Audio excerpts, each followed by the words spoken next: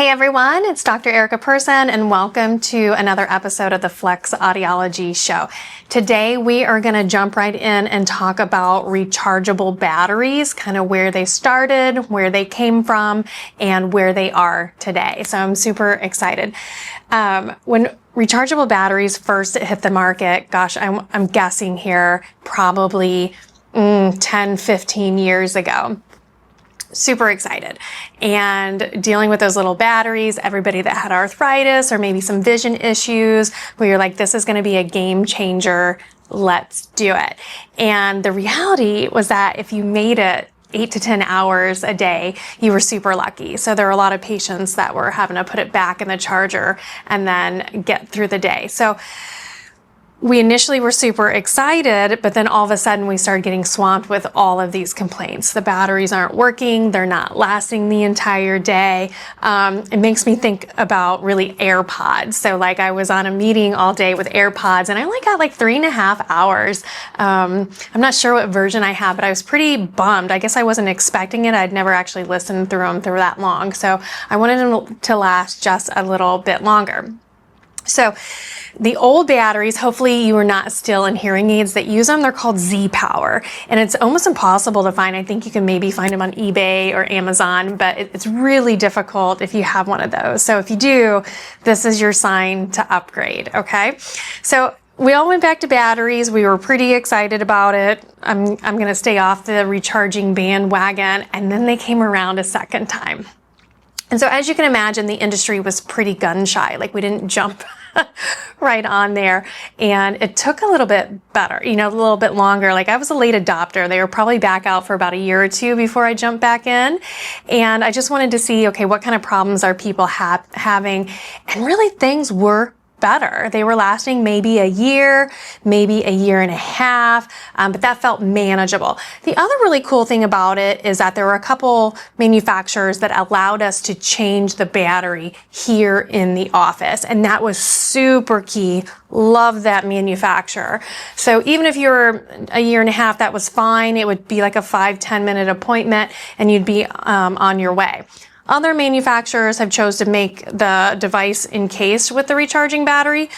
The thought process behind that was less moisture issues, and they really did believe that their batteries were going to last 3 to 4 years.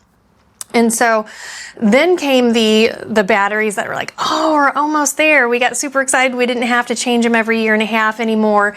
But here's the challenge. Those batteries were only lasting maybe 3.5, 4 years. And then all of a sudden, and I say lasting, instead of going all day long, maybe they would last 8 to 10 hours. So if you were someone that didn't put them in till later on in the morning, you were fine.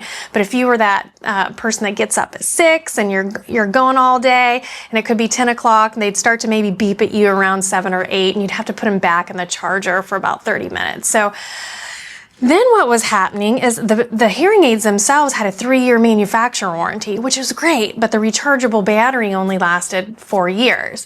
So what was happening was right after your warranty went out, now the battery needs to be replaced, and it was a pretty significant charge.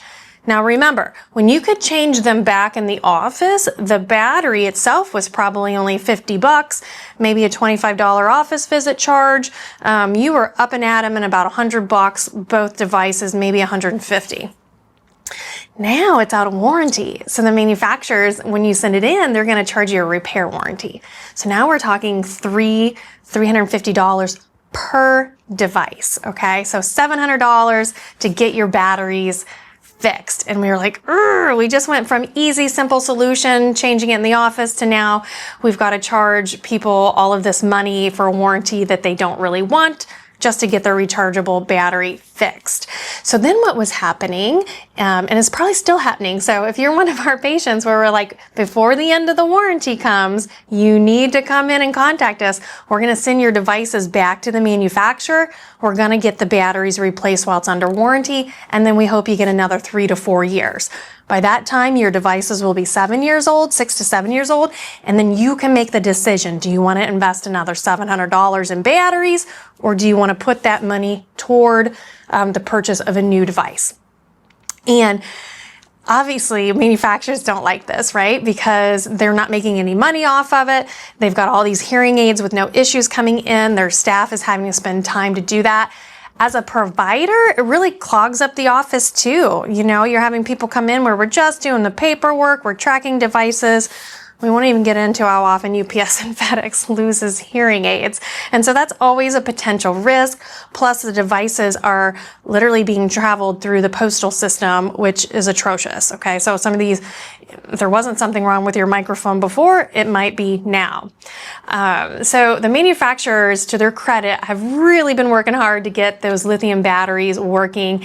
And I can say that we're finally here. So really just in the last 6 months to a year, manufacturers have been putting out devices with rechargeable batteries that the way that they kind of describe it is at that 5-year mark.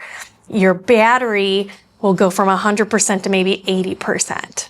And so let's say you were getting 51 hours of like with the new Starkey Omega, you get 51 hours. So at the 5-year mark, you might get 34 hours. Well, that's still going to get you through your entire day. That is a win-win. That means the life of your rechargeable battery really should go, for years, maybe 7 or 8 years. It'll be interesting to see because they're just out.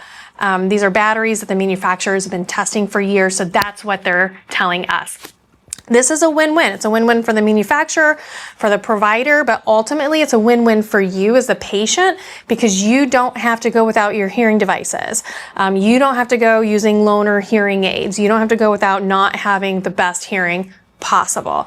So we are in love with the new rechargeable. And of course, if you haven't heard, batteries now are child-proof. So the packaging is atrocious with these child-proof batteries. If you haven't seen my video on that, definitely go look. So it's very challenging for us right now to recommend hearing aids that aren't rechargeable unless we absolutely positively have to. So if you guys have any questions about your particular devices, reach out to me. If I know the answer, I will definitely share that with you and hope you guys all have a great day.